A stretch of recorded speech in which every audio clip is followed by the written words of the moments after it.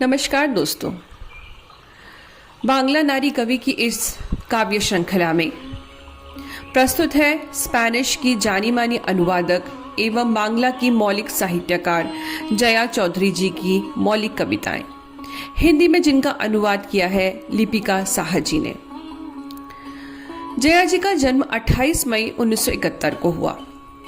कोलकाता विश्वविद्यालय से कॉमर्स में स्नातक जया चौधरी जी ने सिस्टर निवेदिता यूनिवर्सिटी में स्पेनिश की व्याख्याता है। जया जी एक मौलिक साहित्यकार होने के साथ ही साथ एक उम्दा अनुवादक और स्पेनिश भाषा की जानकार भी हैं। मंच एवं रुपहले पर्दे पर भी जया जी की अपनी दुनिया है। बांग्ला में स्पेनिश के वरिष्ठ अनुवादकों में उनकी गिनती होती है। अब तक उनके एक मौलिक काव्य संग्रह, 15 मुद्रित एवं इलेक्ट्रॉनिक मीडिया पर 3 अनुदित ग्रंथ प्रकाशित हो चुके हैं। अंतर्राष्ट्रीय पत्रिकाओं में भी उनकी मौलिक और अनुदित रचनाएं प्रकाशित होती रहती हैं। अनुवाद साहित्य के लिए जया चौधरी जी को बांग्ला अकादमी के लीला राय स्मारक सम्मान सहित कई और भी पुरस्कार मिल चुके हैं। तो आइए सुनते हैं जया चौधरी जी की कविताओं का हिंदी में रूपांतरण।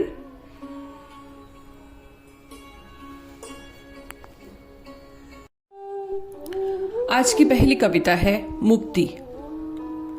अब जठर का तरल घूर्णन, अब जठर का तरल घूर्णन, अब विस्फारित उन्मोचन, अब झपटता यौवन, अब नोचने खसोटने का कौशल,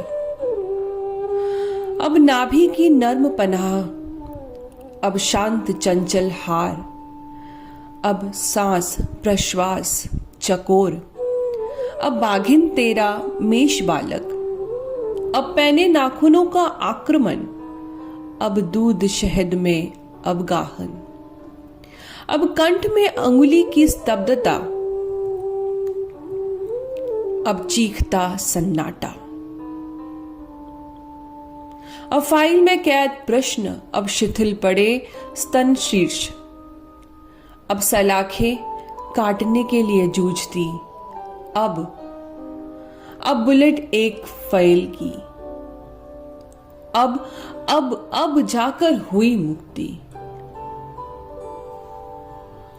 अगली कविता है आओ ना।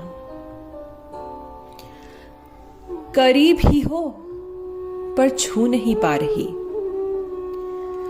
जिसे अंगुली छूती है अंगुली को, होठ स्पर्श करते हैं होठ को, नाभि विपरीत को पास ही हो डाल नहीं पा रही। आंखों की गहराई में आंख, दिल की गहराई में दिल, दरमिया हमारे उड़ रहे हैं झड़ते पत्ते। इस फागुन में करीब ही तो हो, फिर भी मेरी मज्जा मेरा मांस शोणित व्याकुल है चाह में। सुलग रहा है बूंद बूंद पल, आओ ना प्लीज। कभी तो भावुक न समझ मुझे, इंसान भी तो।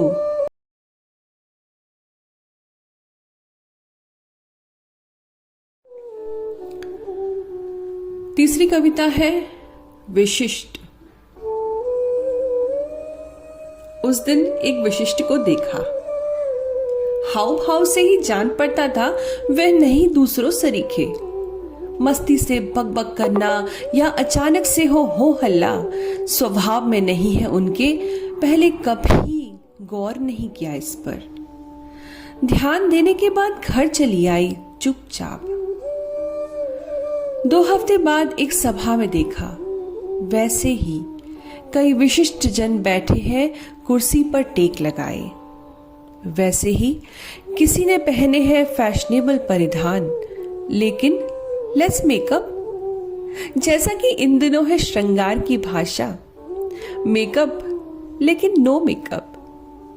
बीच में उठकर जब जा रही थी टॉयलेट गलियारे से कुछ विशिष्ट जन नजर आए कोने में, दबी हंसी और धुएं का एक घेरा हो जैसे। सहमकर फिर मैं आगे न बढ़ सकी। हालांकि हंसी की गूंज कानों में घुल रही न महीन, न कहे कहे जैसे खंखा रहे थे गला, वैसे खांसी जैसी नहीं। समझ गई खासम खासों की हंसी होती है, खास उन जैसी ही। अपनी कुर्सी पर आते हुए गौर किया आज मैंने, अलग सी है ये खास हंसी। फिर देखा ये तन्हा भी रहते हैं, गुट में भी पाए जाते हैं, बशर्ते हर कोई विशिष्ट हो। कॉफी और चाय भी लेते हैं, मगर बगैर चीनी के। ऐश ग्रे या चॉकलेट रंग के पोशाक पसंद है उन्हें, क्योंकि ऐसे चटकदार रंग नहीं होते औरों के जैसे। राय रखते हैं अपनी पेड़ काटने के बारे में, एन आर्गुमेंटेटिव इंडिया के बारे में, या फिर कमला भसीन के लेटेस्ट अनजाने इंटरव्यू, या फिर और भी अपार्थिव मुद्दों पर। मुझे नहीं पता था, जो अब जान रही हूं। यहां तक कि उनमें ईर्ष्या भी नहीं है, उच्छ्वास भी नहीं है, और अगर है भी तो हम जैसे आम लोगों का नामुमकिन है जानना। विशिष्ट क्या दुखी होते हैं या फिर सुखी? ना, इसका जवाब भी नहीं मालूम मुझे। विशिष्ट को कैसे पहचानूंगी? सोचते सोचते पाया मेरा आंखों के कोर पर ठहरे हैं आंसू। अब तो ये गाल भी बह चले। ये क्या बात हुई? विशिष्ट क्या शुद्ध सरसों का तेल है या छिलका उतरा प्याज? पता नहीं। अरे बाबा, अगर जान ही गई ये रहस्य।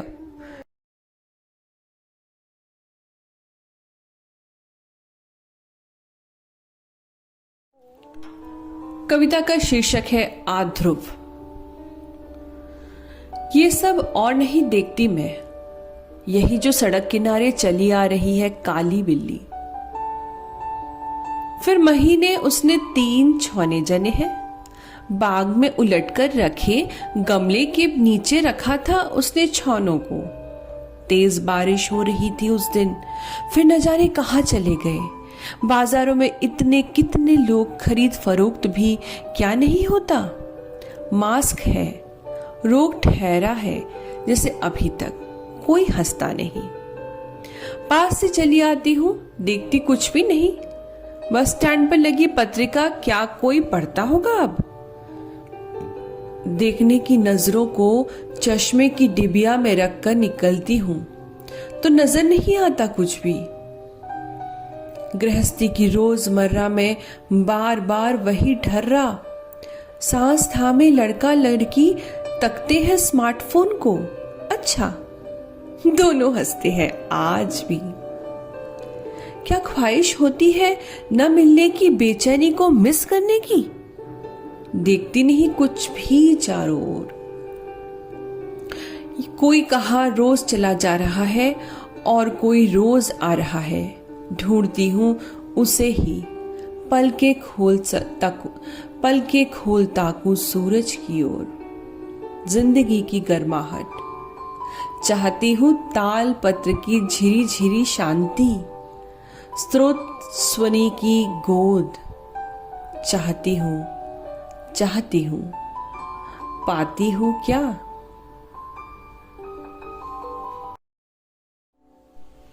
शतंगी। चारों ओर घना अंधियारा देख, दिल पर दबाव महसूस करो अगर। ताखे से उतार लो शरदिंदु, लगा दो सुचित्रा, अमजद, रविशंकर, अनुपमा। रवि के पन्ने पलटने की कोशिश तो करो। दबे गुस्से से बिफर कर, यदि मन चाहे सब चकनाचूर कर, फाड़ कर, तहस नहस करने को। क्या होगा इसका नतीजा? क्या होगा इसका नतीजा? वही तो असहनीय जलन, वही तो नजरों के सामने देखना, पतंगे का शमा का पीछा करना। क्या रोक सकोगे उसे? व्हीलचेयर पर बैठा जो अपाहिज नागरिक, उसकी मूठ टूट जाए तो एकदम से अधःपतित होना। कुछ भी रोक पाओगे नहीं। बेहतर है खोल कर कॉपी पकड़ लो कलम। किसने छोड़े थे निशान, किसने खोली थी आंख तुम्हारी।